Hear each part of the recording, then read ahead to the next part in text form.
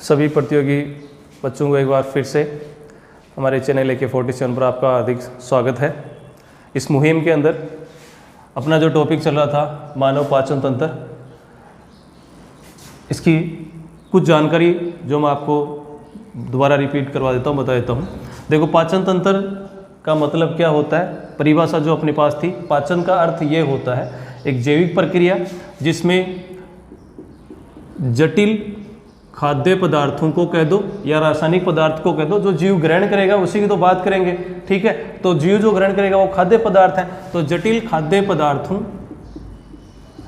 का जल अपघटन, जो जटिल खाद्य पदार्थ हैं वो जल की उपस्थिति में, यानी माध्यम जो होगा वो क्या होगा, उसमें जल होगा, उनका जल अपघटन होगा। किसकी उपस्थिति में?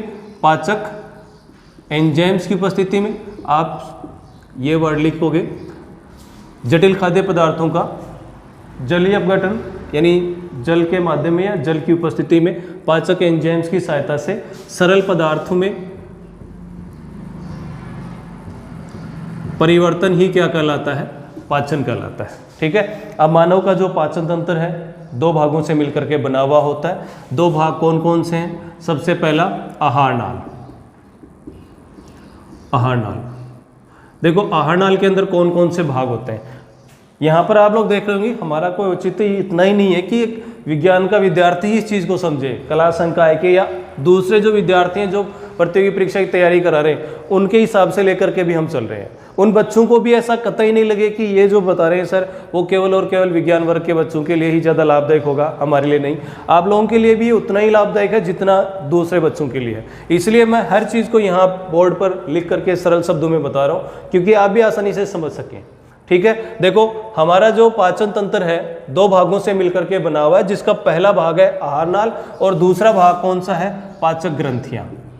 अब आहार नाल के अंदर कौन कौन से भाग होते हैं वो मैं आपको इस चित्र की सहायता से बता रहा हूं। ये डायग्राम मानव के पाचन तंत्र का बनाया गया है, ठीक है। इसके अंदर सबसे पहला भाग जो आप देख रहे हो ये है मुख। मैं एक बार पहले आपको नाम बता देता हूं, उसके बाद में अपन आगे प्रत्येक भाग को देखेंगे।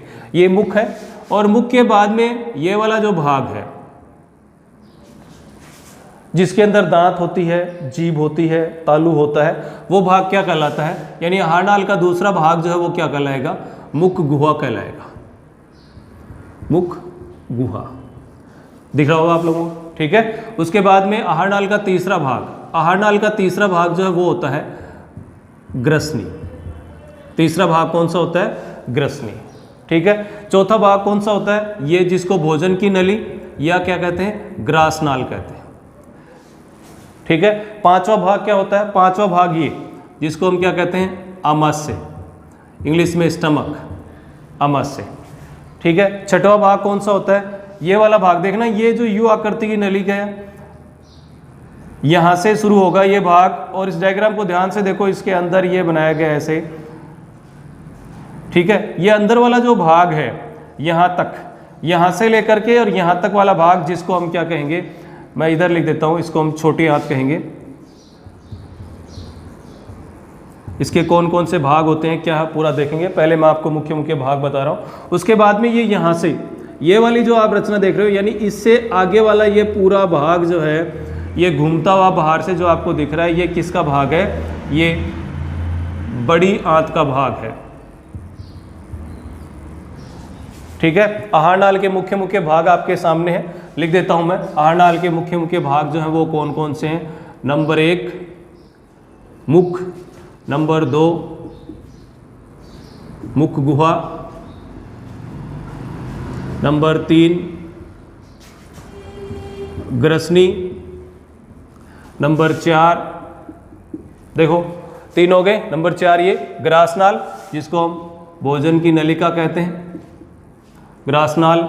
नंबर 5 आ गया जो इसके बाद में ये आमाशय, आमाशय। नंबर 6 उसके बाद में ये छोटी आंत,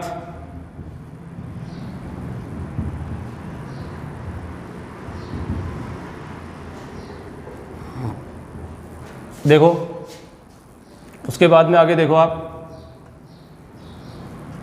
नंबर 7 बड़ी आंत। देखना इधर, ये जो आप विभिन्न भाग देख रहे हो, इनके बारे में हम सब के बारे में एक एक के बारे में विस्तृत जानकारी लेंगे। ठीक है, यानी आहार नाल के कौन कौन से भाग हैं चित्र की सहायता से आपको बता दिए गए, बोर्ड पे मैंने लिख के बता दिया है। उसके बाद में दूसरा, मानव की जो पाचन तंत्र है, यानी हमारा जो पाचन तंत्र है उसका दूसरा भाग कौन सा है, पाचक ग्रंथियाँ। पाचक ग्रंथियाँ कौन कौन सी हैं? एक ये है जिसको हम क्या कहते हैं, यकृत। एक ये है जिसको हम क्या कहते हैं, अग्नाशय। अग्नाशय। और एक ये यहाँ पर मुख गुहा में पाई जाती है जिसको हम क्या कहते हैं, लार ग्रंथि। लार ग्रंथि।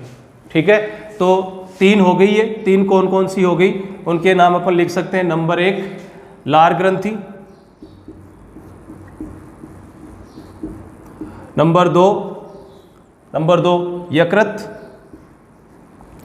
और नंबर तीन अग्नाशय, पेंक्रियाज जिसको आप कहोगे।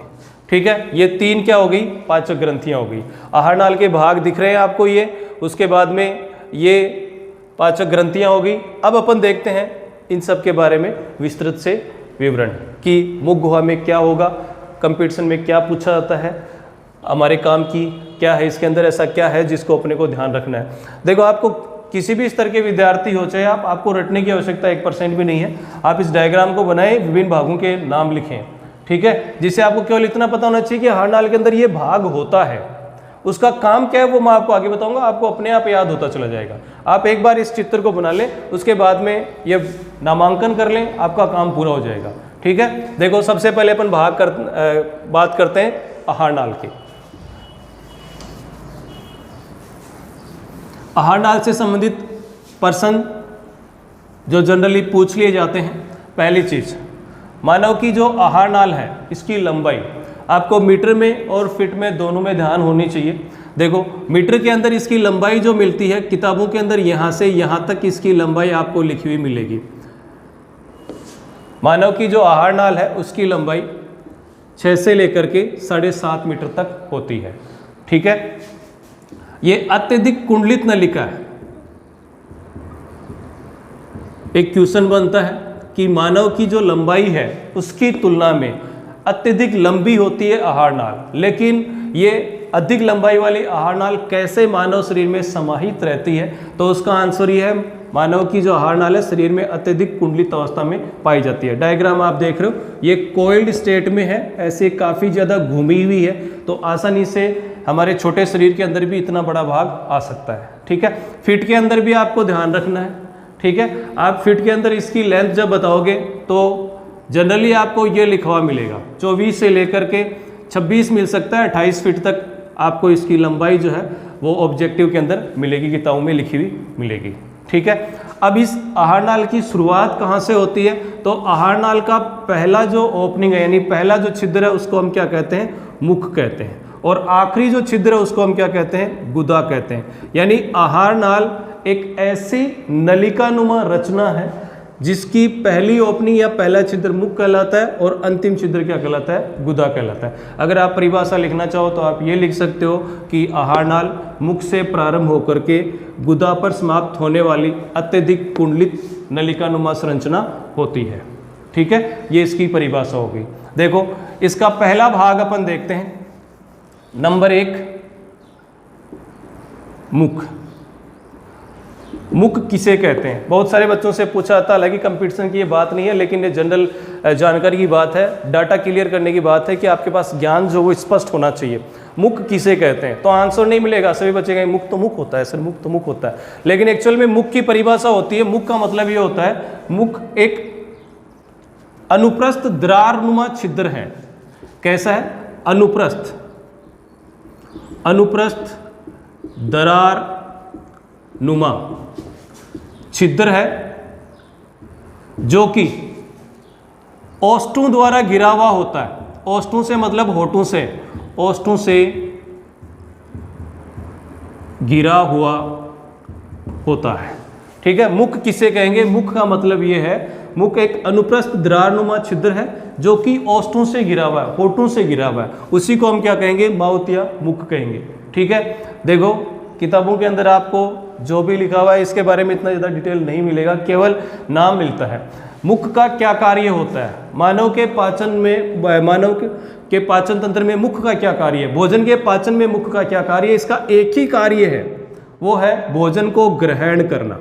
हम होठों की सहायता से भोजन को पकड़ते हैं। आप भोजन ग्रहण करते हो, उसमें प्रैक्टिकली महसूस करो इस चीज़ को, आपको अपने आप याद हो जाएगा। आप देखोगे कि होठों से हम केवल भोजन को पकड़ते हैं। हम दांतों की सहायता से भोजन को चबाते हैं, आप दांतों की सहायता से भोजन को काट सकते हो, लेकिन भोजन को पकड़ने का काम जो है, अंदर लेने का काम जो है, वो किसके द्वारा होगा? ओष्ठ के द्वारा ही होगा, होठों के द्वारा ही होगा। ठीक है।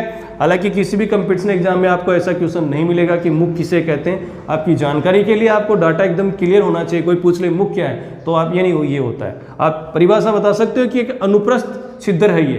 देखो दो बातें, अनुप्रस्थ आप लोग समझते होंगे ऐसा होता है और अनुदैर्घ्य ऐसा होता है। ठीक है। तो ये ऐसा है, अनुप्रस्थ ये है। ठीक है। तो ये एक अनुप्रस्थ छिद्र है जो किन से गिरा हुआ है?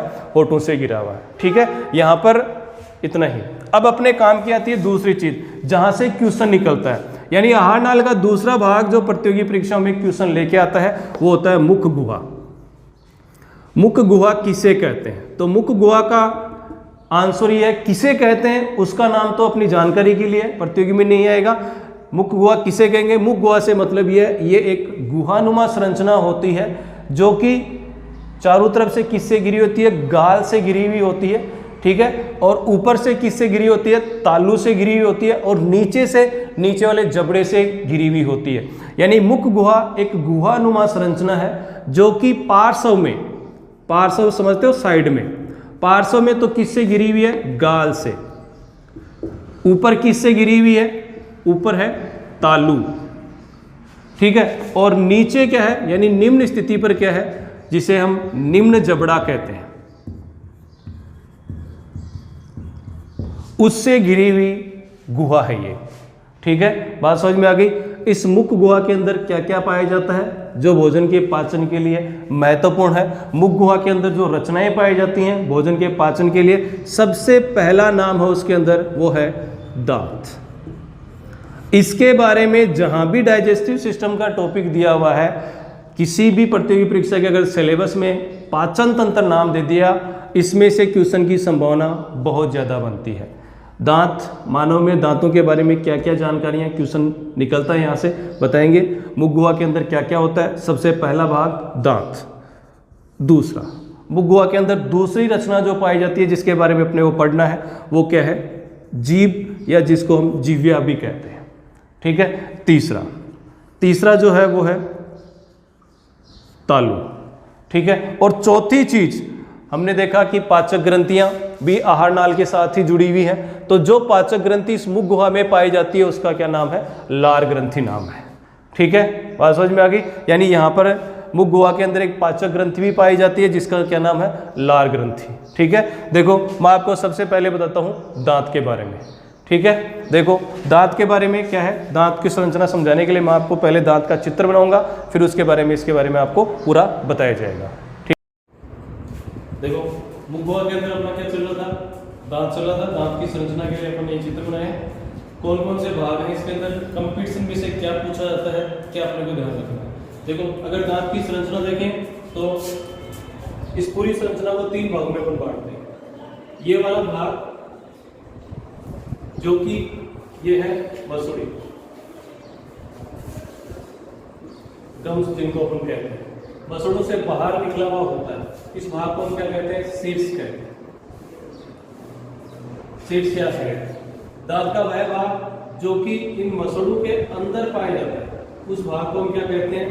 गिरुआ कहते हैं। ठीक है। और दांत का वह भाग जो कि जबड़े की अस्थि के अंदर दसा हुआ होता है, उस भाग को हम क्या कहते हैं? उस भाग को मूल कहते हैं, जड़ कहते हो आप, या इसको आधार भाग कहते हैं। ठीक है। इसको अपन मूल, रूट आप कह सकते। ठीक है। यानी दांत की संरचना के अंदर कितने भाग हो गए? 3 भाग हो गए। एक हो गया शीर्ष, एक हो गया ग्रीवा, और एक हो गया मूल कह दो या जड़ भाग कह दो। ठीक है, इस शीर्ष भाग में सबसे बाहर की तरफ जो सफेद रंग की कठोर संरचना पाई जाती है, जो चमकीली है, जो कि हमें दिखाई देती है। हम ब्रूश करते हैं, जिस भाग पर हमारा ब्रूश जो है वो रगड़ता है, वो भाग कौन सा है? दांत का सबसे बाहरी वाला भाग होता है। इस भाग को हम क्या कहते हैं? इस भाग को हम इनेमल कहते हैं। यानी जो शीर्ष भाग है, उस शीर्ष भाग पर सफेद रंग की चमकीली परत जो पाई जाती है, उस परत को क्या कहते हैं? इनेमल कहते हैं। ठीक है, देखो मैं इधर लिख देता हूं, शीर्ष भाग के अंदर जो भाग पाया जाता है उसको हम क्या कहेंगे? इनेमल। शीर्ष भाग किसे कहते हैं ये तो आपको समझ में आ गया होगा। दांत का वह भाग जो कि मसोड़ों से बाहर पाया जाता है, उस भाग को शीर्ष या हेड भाग कहते हैं। ठीक है, यह भाग किससे मिलकर के बना हुआ है? इस भाग में सबसे महत्वपूर्ण भाग होता है इनेमल। ठीक है, इनेमल क्या है? इनेमल सफेद रंग का चमकीली परत होती है, सफेद रंग की चमकीली परत होती है।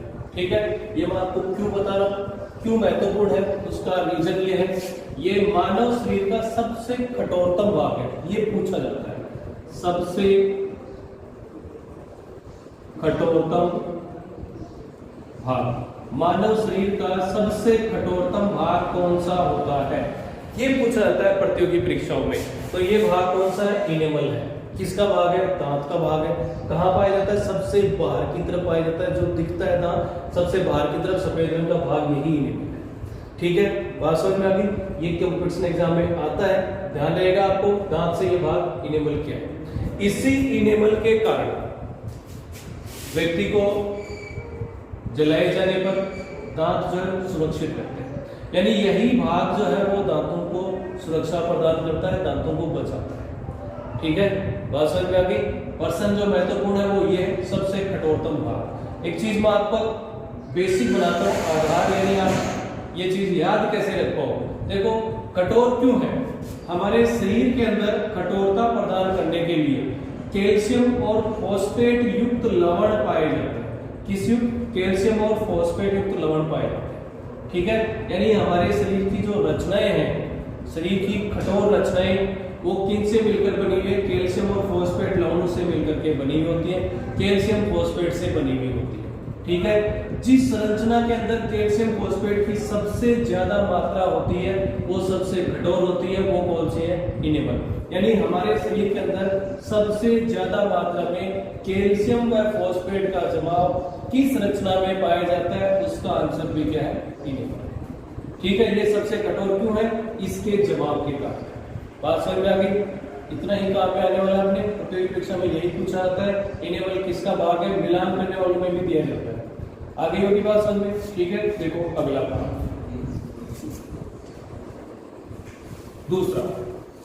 दूसरा देखो गिरवा भाग।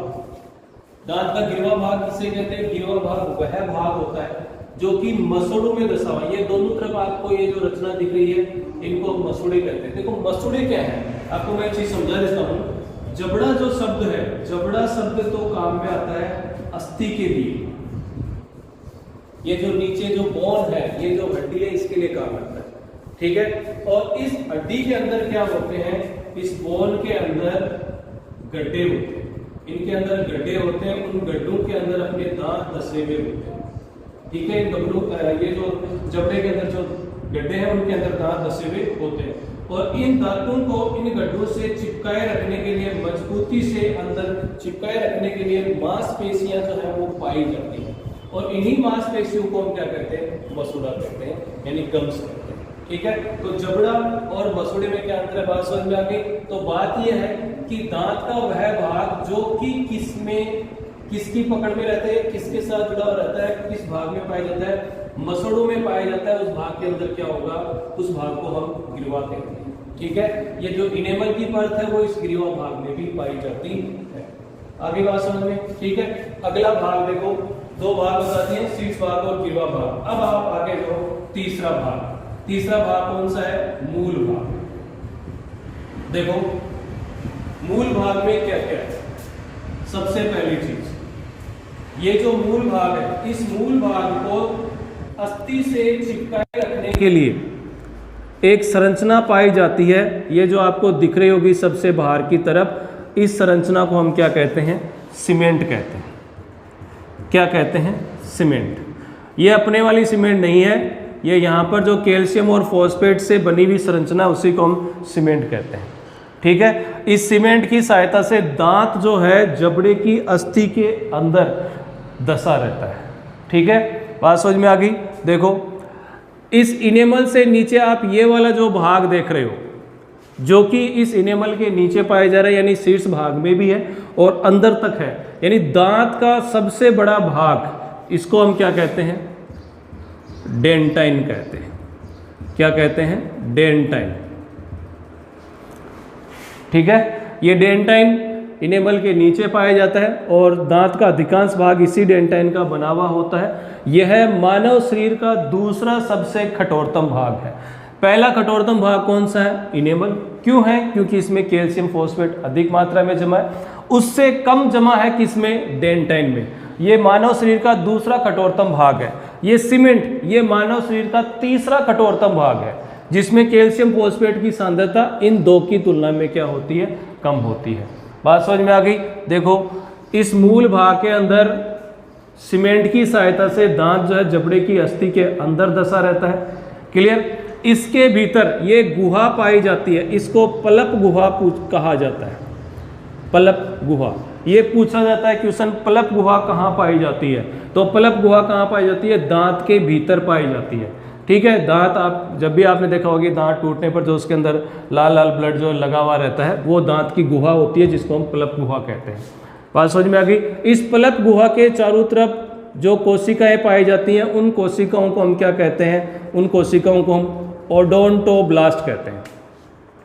ये भी क्वेश्चन मिलान वाले क्वेश्चन में पूछा जाता है। ओडोंटोब्लास्ट कोशिकाएं संबंधित हैं, किससे संबंधित हैं? दांत से संबंधित हैं। कार्य क्या है पता चल गया आपको? ये ओडोंटोब्लास्ट कोशिकाएं जो हैं वो एक तो ये जो सीमेंट है उसका श्रवण करने का काम करती हैं। समझ में आ गई चीज़? देखो, ये जो पलप गुहा है, इस पलप गुहा के अंदर आप ये जो संरचनाएं दिख रही हैं, ये क्या है? रक्त वाहिनियाँ हैं। ये क्या है? रक्त वाहिनियाँ हैं। ये रक्त वाहिनियाँ दांत की वृद्धि के लिए उत्तरदायी होती है, दांत को पोषण प्रदान करती है। ठीक है, ये नीचे जो है, ये जो खुला स्थान है वहाँ पर ये गुहा जो है वो खुलती है। ठीक है, अब आपके लिए एक रोचक जानकारी देखो, अगर किसी व्यक्ति या किसी जंतु के अंदर ये जो पलप गुहा है, ये जीवन के कुछ समय के बाद में बंद हो जाती है, तो वह दांत तो बंद गुहा वाला दांत कहलाता है, या क्लोज रूटेड कहलाता है, बंद मूल वाला दांत कहलाता है। हमारे जो दांत होते हैं बंद मूल प्रकार के ही होते हैं। हमारे दांतों में एक निश्चित समय तक ही वृद्धि होती है, उसके बाद में इनकी लंबाई बढ़ना बंद हो जाता है। क्यों? क्योंकि ये गुहा बंद हो जाती है, ये जो डेंटाइन का जो जमाव है वो रुक जाता है, जिसके कारण दांतों की लंबाई में बढ़ोतरी नहीं होती है। समझ में आ गई? लेकिन कुछ जीव ऐसे भी होते हैं जिनमें ये दांत जीवन पर्यंत बढ़ते रहते हैं, उनको कहते हैं ओपन रूटेटिव या खुली मूल वाले दांत। जैसे आपने देखा होगा खरगोश के अंदर, या जो भी जीव अपने दांतों को चबाते रहते हैं, मुख्यतः शाकाहारी जीवों के अंदर इस प्रकार के खुली जड़ वाले दांत पाए जाते हैं। इनमें होता यह है कि ये जो मूल है वो बंद नहीं होती, जिसके कारण दांतों की वृद्धि लगातार होती रहती है और ये लगातार बढ़ते रहते हैं, इसलिए वो जीव अपने दांतों को आपस में घिसते रहते हैं। बात समझ में आ गई? यहाँ प्रश्न एक पूछा जाता है, हालांकि ये थोड़ा सा उच्च स्तर का प्रश्न है, कि यदि जैसे खरगोश में ही पूछा जाए कि खरगोश के एक जबड़े के दांत तोड़ दिए जाएं तो उसके जीवन पर क्या प्रभाव पड़ेगा, या पाचन की क्रिया पर क्या प्रभाव पड़ेगा? तो आंसर ये होगा, देखो, अगर एक तरफ के दांत तोड़ दिए तो वो आपस में दांतों को रगड़ नहीं पाएगा, और नहीं रगड़ पाने के कारण एक तरफ के दांत लगातार बढ़ते चले जाएंगे और उसका मुख क्या हो जाएगा? बंद हो जाएगा, मुंह खुलेगा नहीं और उसकी क्या हो जाएगी? मृत्यु हो जाएगी। बात समझ में आ गई? ठीक है, तो दांत जड़ की स्थिति के आधार पर कितने प्रकार के हो गए? 2 प्रकार के, खुली जड़ वाले और बंद जड़ वाले। अपने में कैसे हैं? क्लोज रूटेड हैं। बात समझ में आ गई? ठीक है, ये थी दांत की संरचना, कि दांत की संरचना में क्या क्या होता है, कौन कौन से भाग है, कंपटीशन में क्या पूछा जाता है। 3 नाम मुख्य हैं, इनेमल, डेंटाइन और सीमेंट। ओडोंटोब्लास्ट कोशिकाएं, ठीक है, ये ओडोंटोब्लास्ट कोशिकाएं हैं। और पल्प गुहा, पल्प केविटी आपको बता ही दिया। इसके अंदर तंत्रिकाएं होती हैं जिनकी सहायता से हमें महसूस होता है दांत में होने वाला दर्द या जो भी ठंडा गर्म अपन खाते हैं वो सारी चीज़ें। ठीक है, ये दांत की संरचना होगी। अब देखो अपने लिए अगला महत्वपूर्ण भाग है, वो है हमारे मुख गुहा में कितने प्रकार के दांत पाए जाते हैं और वो भोजन का कैसे पाचन करते हैं। ठीक है, इस चीज़ को अपन देखेंगे अगले वीडियो में। ठीक है, जय हिंद, जय भारत।